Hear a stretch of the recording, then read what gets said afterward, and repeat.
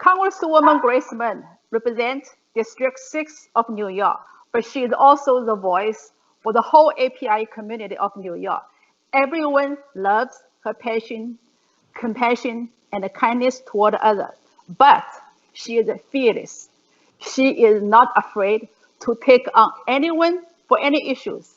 She has been a fierce voice and advocate for the dreamer and many unjust matters. She works tirelessly to build up a pipeline for the young generation in New York.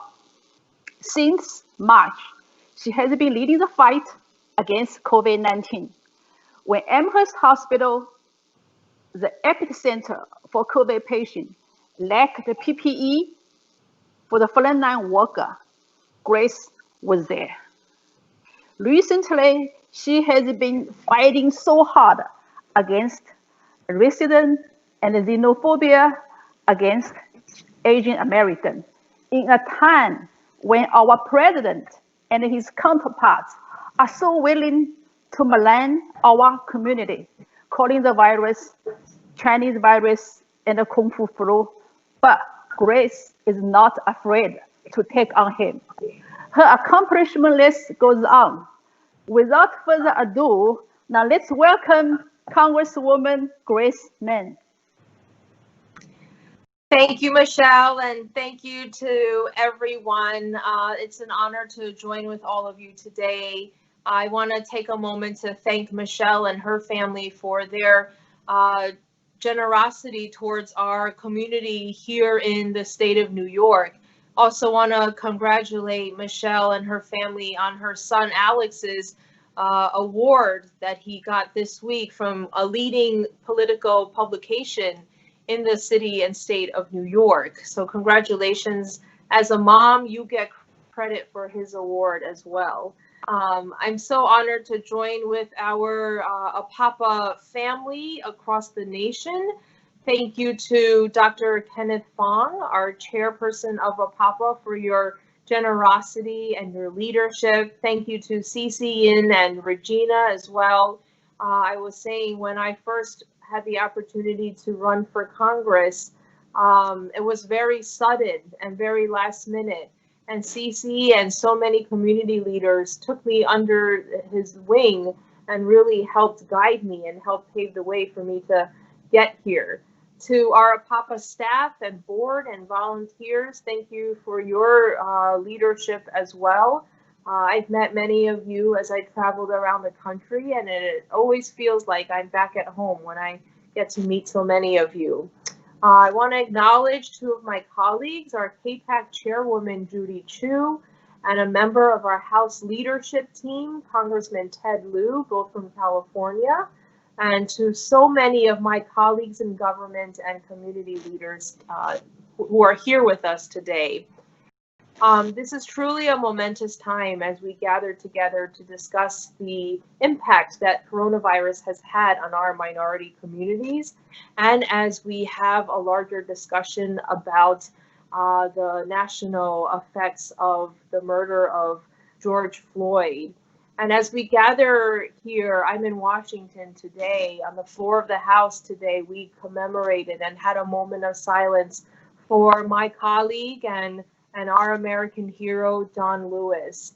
And John Lewis, many books have been written about him, but one of the things that stands out the most to me about John is that he was such a role model for young people. So many times when we go vote and we try to talk to him, he was often busy because he always brought young people to the floor of the House. He wanted them to truly understand that it was their house, the people's house, and that he wanted them to understand that their potential was limitless.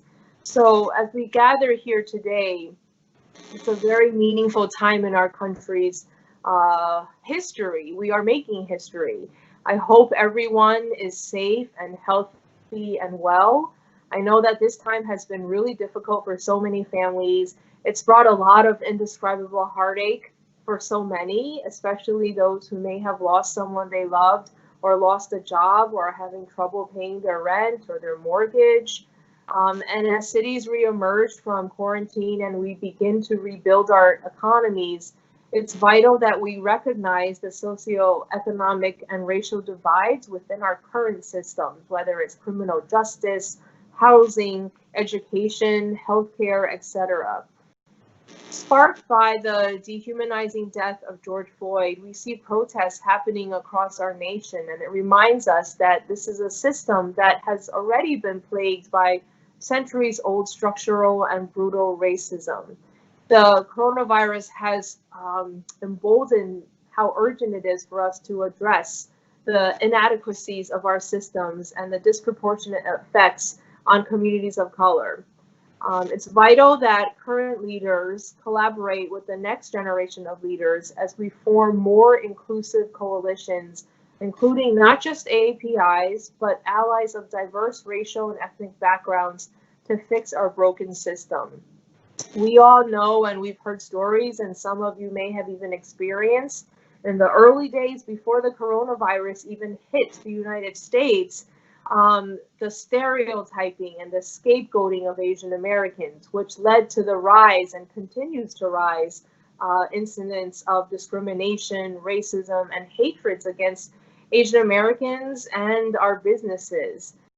And I remember when I first introduced House Resolution 908, which condemns anti-Asian sentiment related to COVID-19, some of the first supporters of this resolution were my colleagues in the Congressional Black Caucus. Karen Bass, the chairwoman of the Black Caucus, and groups like the NAACP were amongst the first to endorse and to publicly stand with our community. So I'm grateful and heartened to see so many people and organizations across our country that have come out in strong opposition to the increased acts of hatred against AAPIs. And whenever we see or hear about injustices taking place, we have a responsibility to make our voices heard, no matter who they are. To me, taking the initiative to stand up and speak up in the face of social or political challenges is the mark of a true leader. There is no action too small and no leader too young. I can't emphasize enough that it is critical for young people, you are our future leaders, to remain engaged in leadership, because it is Symposium participants like yourselves that have moved and will continue to move our nation forward. Whether we're talking about gun violence, climate change reform, social change is possible when young leaders engage in issues they care about. This is undeniably a time for change, and together we'll fight for a better future. So I challenge you as future leaders to have the audacity to lead our nation beyond our differences and our greatest barriers. And this will require you to be curious, to hold difficult conversations, sometimes even with our own family members, and to inspire others. As a leader, you may find that you may be in a room where you're the only Asian American who has a seat at the table, as many of us have experienced all too often. But that privilege makes your voice that much more important. And so I'm really thankful for all of you being here. We have to continue to work together. We have a vast network of supporters behind you and with you, including myself.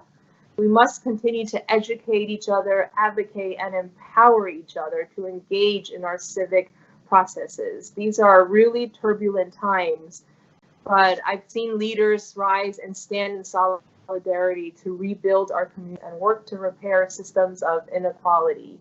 We are resilient, and if we work together, we can get through this together. So please be safe and be healthy and take care of yourselves, and don't hesitate to reach out to me as a resource. Thank you to our APAPA family for having me.